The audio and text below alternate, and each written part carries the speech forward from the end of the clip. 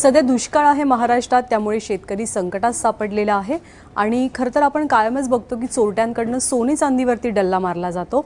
दुष्काळामध्ये आपल्याला आर्थिक उत्पन्न मिळावं यासाठी एका शेतकऱ्यानं गडचिरोलीमधल्या एका शेतकऱ्यानं खरं तर शेततळ्यामध्ये मोत्यांची शेती केली, परंतु त्याच्या जवळपास 2500 मोत्यांवरती सुद्धा डल्ला टाकण्यात आलाय।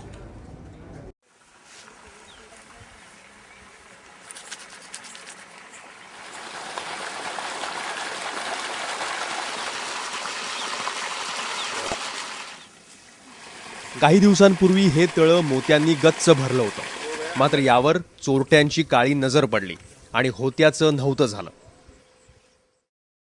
माझं कामाचं वर्क असल्यामुळे फारसं मी इकडे तलावाकडे येत नाही, परंतु काल जे माझे दादा आहेत, कावडेचे दादा, त्यांनी मला फोन करण्याचा प्रयत्न केला की बाबा तुमचे शिंपले चोरीला गेलेले आहेत।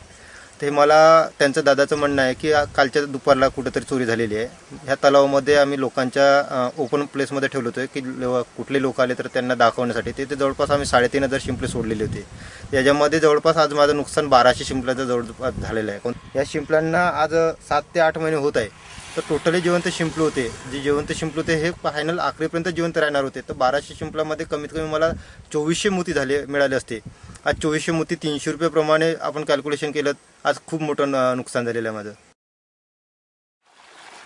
गडचिरोली जिल्ह्यातल्या संजय गंडाटे या आदिवासी तरुणानं शिंपल्यातून मोती संवर्धनाचा व्यवसाय सुरू केला। कमी दिवसात त्यातून आर्थिक प्रगती साधली।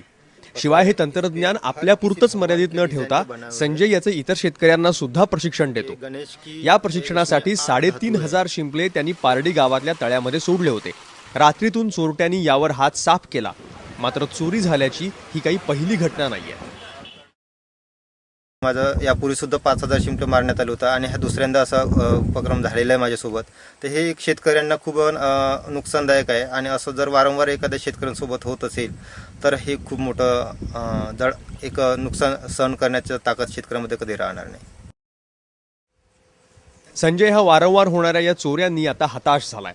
आतापर्यंत एकाही चोराचा तपास लागलेला नाहीये। त्यामुळे आता तरी पोलिसांनी आपली चक्र फिरवावी आणि संजयच्या मेहनतीवर डल्ला मारणाऱ्यांना गजाआड करावं अशी इच्छा संजय व्यक्त करतोय। रूपराज वाकोडे, एबीपी माझा, गडचिरोली।